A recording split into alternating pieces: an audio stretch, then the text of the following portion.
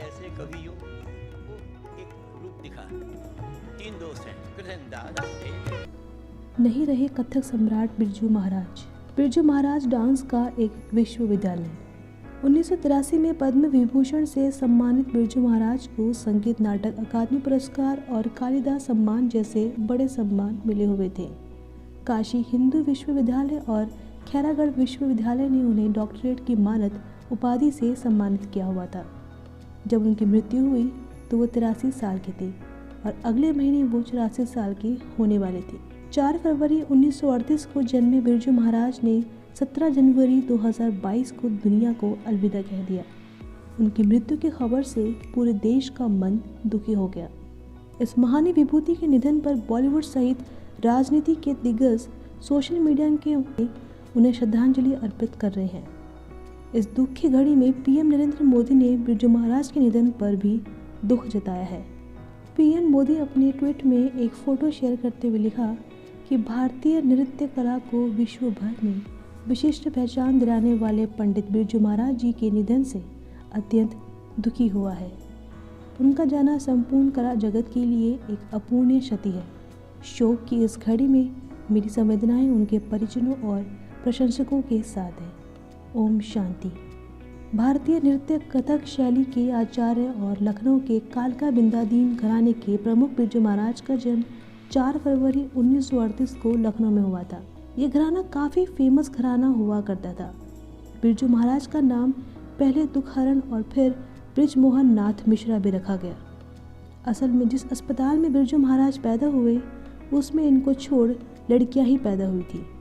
तब लोगों ने कहा इतनी सारी लड़कियों के बीच एक लड़का हुआ है तो क्यों ना उनका नाम बृजमोहन मिश्र रख दिया जाए, और यही नाम रख दिया गया।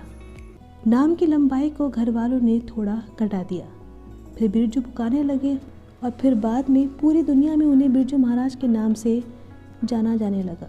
बिरजू महाराज के बारे में कहा जाता है कि 3 साल की उम्र में ही बिरजू महाराज की प्रतिभा सबको दिखने लगी थी। यही कारण रहा कि उनके पिता अच्छन महाराज ने बचपन से ही उन्हें कला की दीक्षा देनी शुरू कर दी। जल्द ही बिरजू महाराज के सिर से पिता का साया उठ गया, लेकिन उनकी शिक्षा नहीं रुकी। पिताजी की मृत्यु के बाद उनके चाचाओं सुप्रसिद्ध आचार्य शंभू और लच्छू महाराज ने उन्हें प्रशिक्षित किया। असल में बिरजू महाराज के पिता अच्छन महाराज लखनऊ घराने के नर्तक थे। रामपुर रायगढ़ महाराज के यहाँ पिता रहा करते थे। रायगढ़ महाराज के इनके पिता 2 साल पिता रहे। रायगढ़ महाराज खुद तबला बजाते थे। अपने पिता के साथ छोटे बिरजू भी थे। 2.5 साल की उम्र में ही पिता के संग साथ हो गए और जहाँ पिता जाते वहाँ यह भी जाते थे। पिता के नृत्य को देखते समझते, और एक काम अम्मा का था। अम्मा कहती है बच्चे को भी साथ ले जाओ। उनकी वजह से जो आंखों कानों ने सुना उसे आत्मसात कर लिया। यहीं से बिरजू महाराज को ताल व लय की जानकारी हुई। 9 वर्ष की आयु में पिता के गुजर जाने के बाद परिवार की जिम्मेदारी उनके कंधों पर आ गई।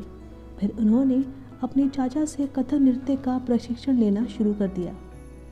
कुछ अरसे बाद कपिला वात्स्यायन उन्हें दिल्ली ले आए। उन्होंने संगीत भारती में छोटे बच्चों को कथक सिखाना शुरू किया और फिर कथक केंद्र का कार्यभार भी संभाला। उन्होंने कथक के साथ कई प्रयोग किए और फिल्मों के लिए कोरियोग्राफ भी किया। उनकी 3 बेटियां और 2 बेटे हैं। कई पुरस्कारों के अलावा उन्हें पद्म विभूषण, संगीत नाटक अकादमी अवार्ड, कालिदास सम्मान व फिल्म विश्व रूपम में बेस्ट कोरियोग्राफी के लिए नेशनल अवार्ड दिया गया। उन्होंने दिल्ली में कलाश्रम नाम से कथक संस्थान की स्थापना की। बिरजू महाराज को तबला, पखावज, नाल, सितार आदि कई वाद्य यंत्रों पर भी महारत हासिल थी। वो बहुत अच्छे गायक, कवि व चित्रकार भी थे। बिरजू महाराज का ठुमरी, दादरा, भजन व गज़ल गायकी में भी कोई जवाब नहीं था।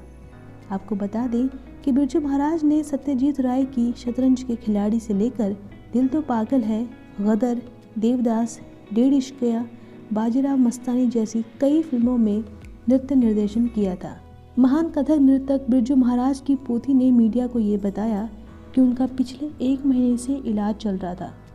कल रात ही उन्होंने अपनी पोती के हाथ से खाना खाया, कॉफ़ी पी और फिर अंतराक्षरी खेलने लगे। इसी बीच अचानक से उन्हें सांस लेने में तकलीफ होने लगी, जिसके बाद उन्हें अस्पताल ले जाया गया, लेकिन उन्हें बचाया नहीं जा सका। उनकी मृत्यु से पूरा देश शोक में है। लेकिन कहते हैं ना, जिसका जन्म हुआ है उसकी मृत्यु भी निश्चित ही है। ईश्वर उनकी आत्मा को शांति प्रदान करे।